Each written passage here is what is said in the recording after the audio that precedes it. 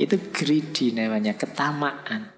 Jadi kepemilikan kita terhadap sesuatu itu seringkali nilainya berkurang ketika ada yang lain yang kita senangi. Maka hati-hati nanti ya teman-teman, apalagi yang sudah menikah. Itu di rentang waktu tertentu itu rasa meledak-ledaknya tidak seperti waktu pacaran atau manten baru. Derajatnya sudah turun jauh level itu. Kalau masih fokus di situ ya biasanya berat sekali menjalani hidup bersama. Maka lawanlah ketamaan itu. Termasuk konsumerisme ini. Lawanlah. Dan rasa ingin memiliki yang tidak berhenti ini, hentikanlah. Tadi ya, siap dengan rasa cukup. Itu saja sudah luar biasa. Saya lanjut. Nah, sekarang mulai filsafatnya. Mulai filsafatan sudah mau selesai. Nah, kita belajar sekarang filosofi-filosofi dari minimalisme. Yang pertama, filsafat cukup. Hidup ini sebenarnya tidak mengejar lebih kalau kita tidak ingin masalah. Kata Sokrates, rahasia bahagia, engkau tahu, tidak ditemukan dalam mencari lebih banyak, tetapi dalam mengembangkan kapasitas untuk bisa menikmati lebih sedikit. Jadi kamu latihanlah bukan punya banyak hal yang kamu inginkan, tapi latihanlah bisa menikmati yang lebih sedikit dari yang kamu miliki. Itu akan membuatmu bahagia. Jadi kembangkan dirimu ke level bisa menikmati yang sedikit. Bukan ke level punya banyak hal, punya banyak barang. Nah, nanti kalian akan bahagia. Jadi kalau fokusmu hanya memiliki sesuatu, tadi kamu merasa berarti dengan punya banyak, ayo sekarang latihan, kamu tetap merasa berarti meskipun punya sedikit. Ini namanya bisa menikmati yang sedikit. Merasa cukup dengan yang sedikit. Selanjutnya kata Sokrates, dia yang tidak puas dengan apa yang dia miliki, tidak akan puas dengan apa yang dia ingin miliki.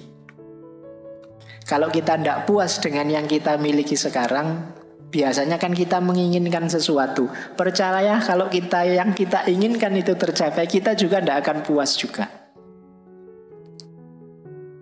Karena yang kita kejar kepuasan dalam kepemilikan. Sementara manusia itu punya tabiat tamak tadi. Kalau sekedar keinginan, tidak pernah ada habisnya.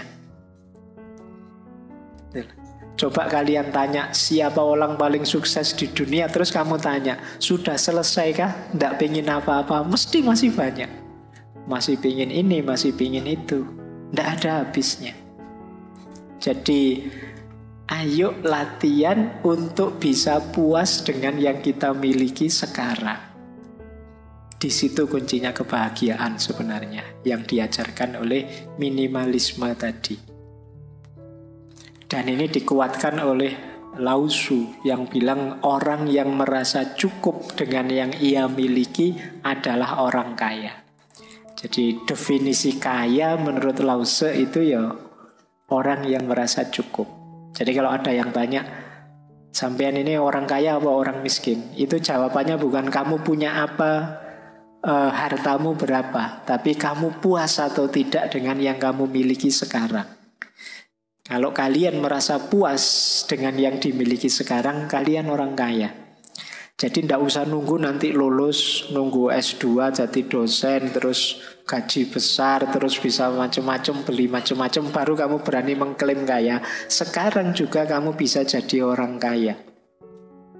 Dengan menerima apapun, menyukai apapun yang sekarang kamu miliki.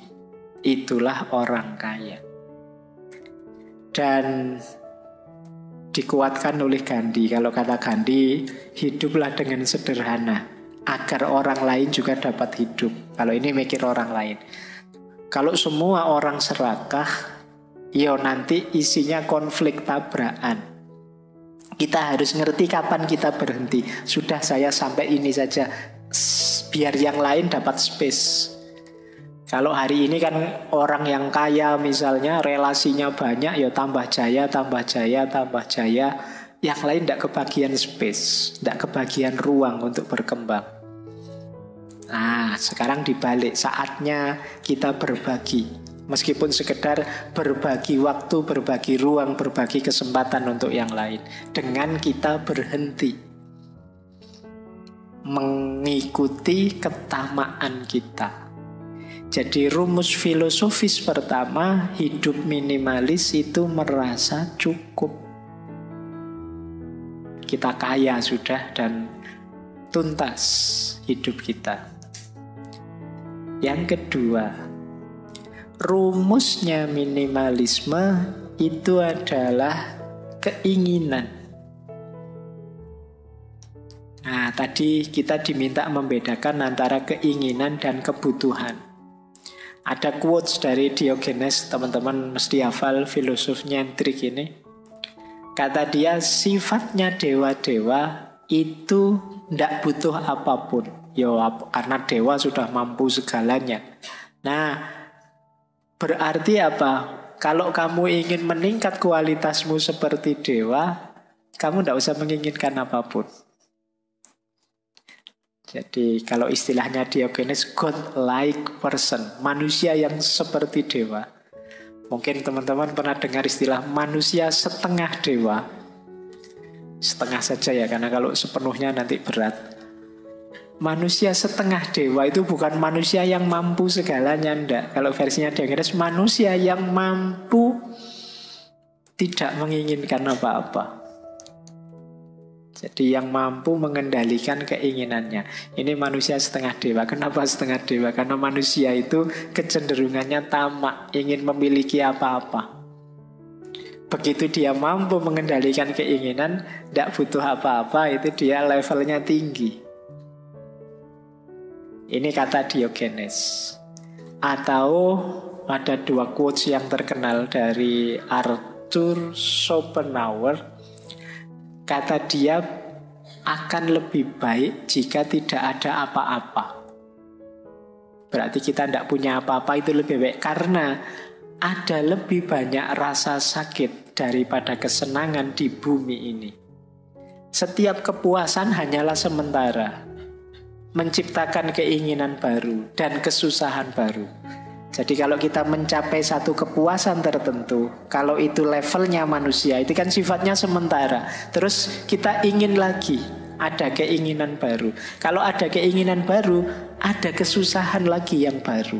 Ini filsafat kehendak atau filsafat keinginan dari Arthur Schopenhauer. Jadi kata dia, hakikatnya hidup itu menderita. Kenapa? Karena kita menjalani hidup dengan dasar keinginan. Orang ingin ini kan sakit. Ingin itu kan berarti ada sesuatu yang ingin dia target dan belum terpenuhi. Itu kan menyakitkan. Pengen punya mobil, pengen punya pacar, pengen lulus cepat. Itu kan keinginan berarti belum terpenuhi. Diri kita merasa sakit, menderita, sampai keinginannya terpenuhi. Sementara ketika keinginan terpenuhi, manusia kan tidak selesai. Ada lagi keinginan yang baru. Menderita lagi. Sekarang teman-teman mati-matian ngejar biar lulus cepat misalnya. Begitu wisuda lulus, apa selesai? Kan enggak. Ingin segera dapat kerja Pak, ingin segera ketemu jodoh Pak, ingin segera ketemu jodoh bener nikah. Apa selesai urusanmu? Masih panjang ceritanya, masih banyak keinginan-keinginan yang baru. Jadi hidup ini rentetan dari keinginan ke keinginan. Sementara keinginan itu sesuatu yang menyakitkan. Berarti hakikatnya hidup ini ya penderitaan. Itu versinya Arthur Schopenhauer. Padahal bahkan di balik kesuksesan, di situ ada penderitaan. Kalau kalian mengalami sukses tertentu, jangan lupa ada sisi penderitaan di situ. Baik penderitaan dalam proses menginginkannya maupun mungkin ada hal-hal lain.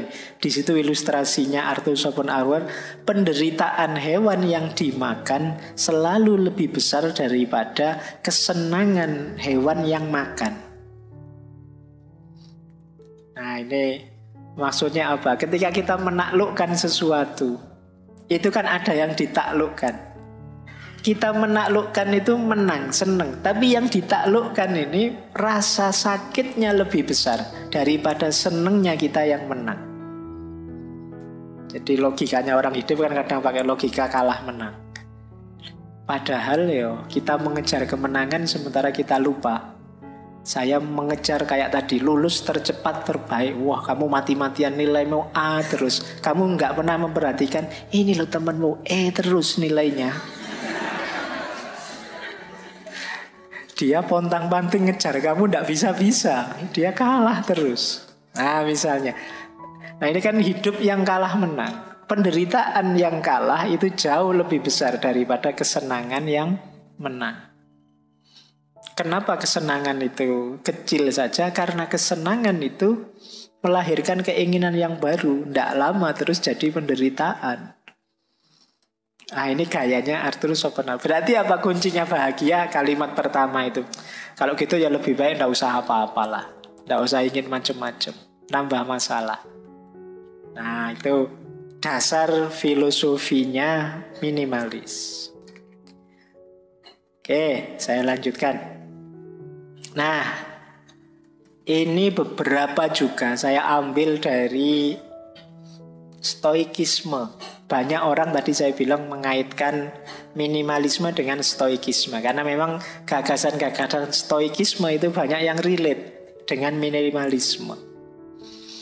Misalnya itu ada kalimat dari Epictetus, kekayaan itu tidak terdiri dari memiliki banyak harta, tetapi memiliki sedikit keinginan.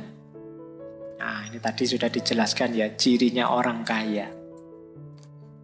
Terus kebalikannya kata Seneca, bukan orang yang memiliki terlalu sedikit, tetapi orang yang menginginkan lebih, itulah miskin. Selama kita masih ingin macam-macam dan belum keturutan, sebesar apapun harta kita, kita hitungannya masih miskin. Terus kalau ini Marcus Aurelius, energi dan waktumu sama-sama terbatas.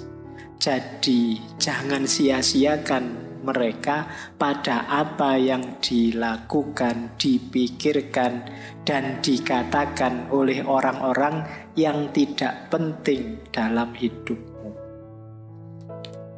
Jadi ini berhubungan dengan hubungan kita dengan yang lain. Tadi kan saya bilang awas salah persepsi, minimalisme itu tidak hanya barang, termasuk juga orang.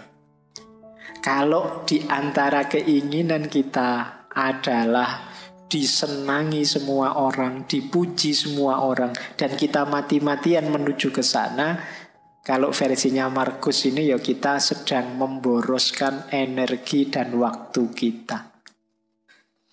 Eman-eman. Ayo kita gunakan saja untuk yang manfaat. Biarlah ada orang tidak setuju, tidak suka. Asal kita yakin ini baik kok. Asal kita yakin ini sudah benar menurutku. Jalan saja. Kenapa ya kalau kita ngeladeni komennya orang, kata-katanya orang, tidak ada habisnya. Tidak mungkin semua orang seneng. Tidak mungkin. Pak, saya lihat ngaji filsafat itu kelihatannya seneng semua. Iya, viewernya sedikit. Yang tidak seneng tidak ngomong, males, apa, tidak berpengaruh. Jadi tidak mungkin semua orang seneng. Pasti ada yang tidak seneng ya. Kalau ngaji filsafat mungkin yang tidak seneng tidak ngomong juga, tidak keluar juga. Ya mereka tidak seneng gitu aja. Jadi tidak usah fokus ke sana. Kalau mikir ke sana nanti jangan-jangan waktu dan energimu habis untuk yang tidak penting. Pernah tidak kalian habis posting sesuatu terus bolak-balik kamu tengok yang nge-like berapa ya? Yang sudah nonton view berapa ya? Kalau kamu sering begitu ya kemungkinan energi dan waktumu habis. Sudah, kalau kamu anggap postinganmu penting, posting saja. Selesai.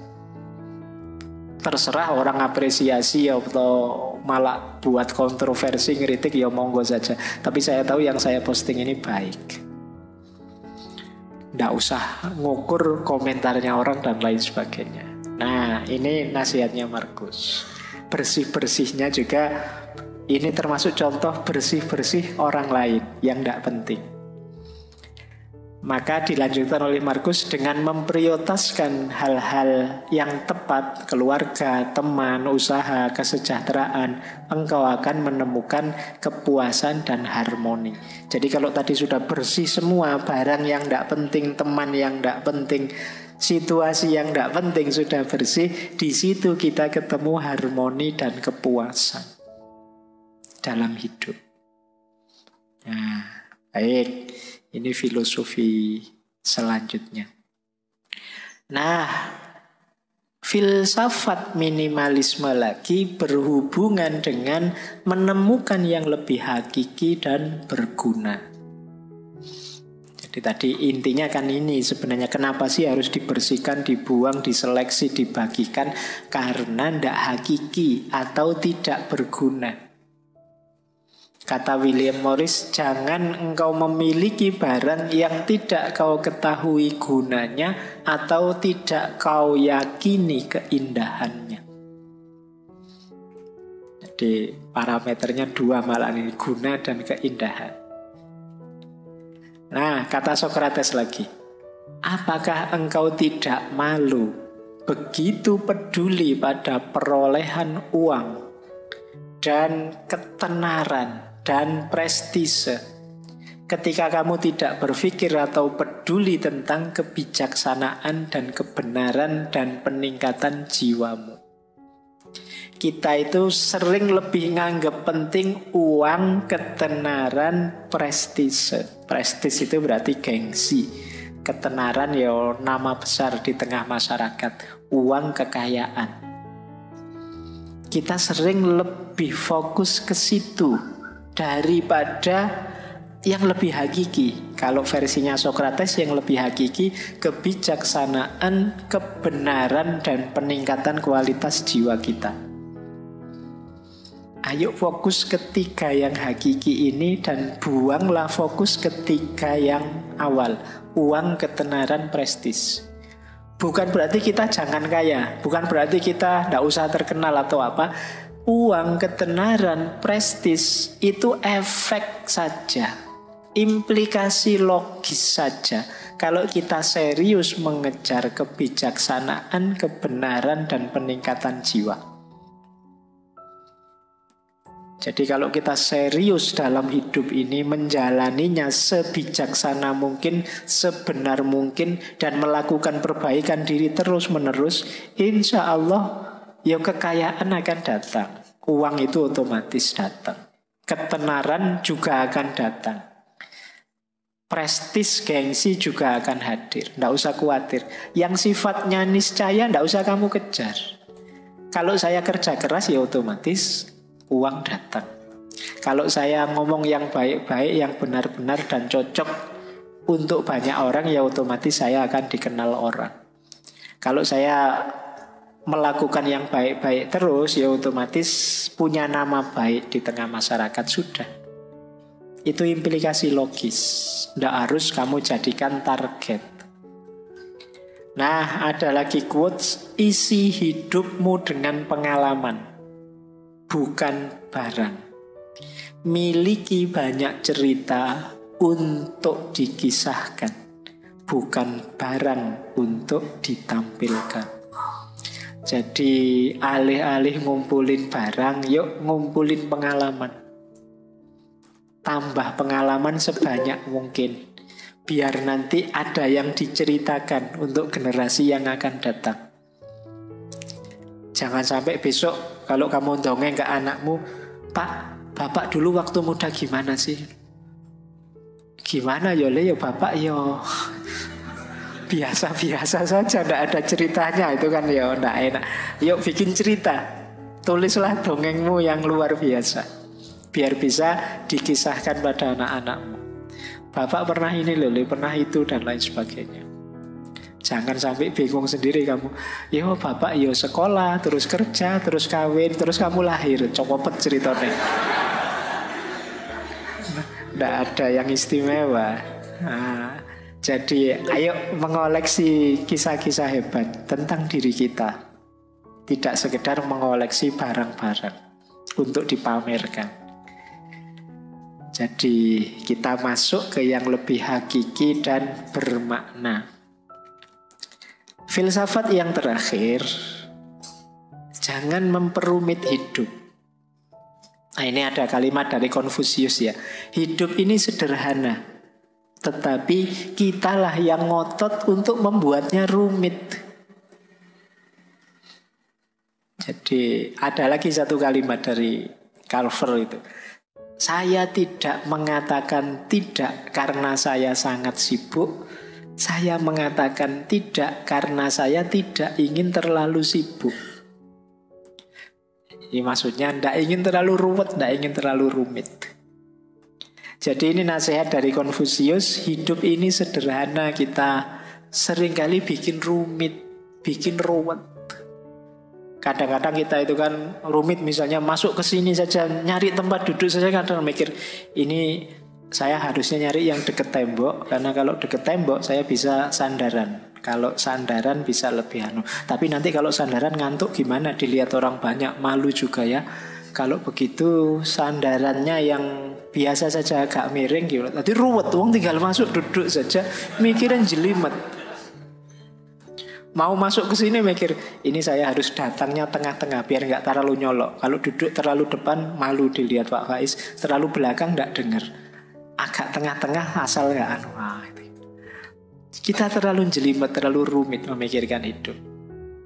Ada quotes itu yang saya ambil menarik, yang judulnya Why Complicate Life? Kenapa sih kita bikin hidup itu ruwet? Missing somebody, kalau kangen dengan seseorang ya call, teleponen. Kalau tidak diangkat ya nasib. Iya. Ya tapi kan kamu lega daripada bolak-balik rindu neng yo. Kamu sakit sendirian. Wanna meet up, ingin ketemu ya diundang. Kalau dia tidak datang ya tidak apa-apa. Tapi kan diundang tidak datang ya sudah. Kalau kamu ingin dipahami orang ya jelaskan. Kalau kamu punya pertanyaan ya tanyakan. Kalau kamu tidak suka bilang saja. Kalau kamu suka ya ucapkan. Kalau kamu ingin sesuatu minta. Kalau kamu cinta seseorang, katakan. Ya kan? Wong tinggal bilang aja, cik ruwet deh kamu itu. Ya kan? Tinggal bilang aku suka, aku senang, aku cinta. Selesai, urusan ditolak tidak ditolak belakangan. Tapi kan kamu lega sekarang. Sudah bilang. Kadang-kadang kan kamu mikir terus ini, waduh gimana ya, rasa ini ku bawa kemana. Ya salahmu dewe. Kamu bikin ruwet hidupmu sendiri.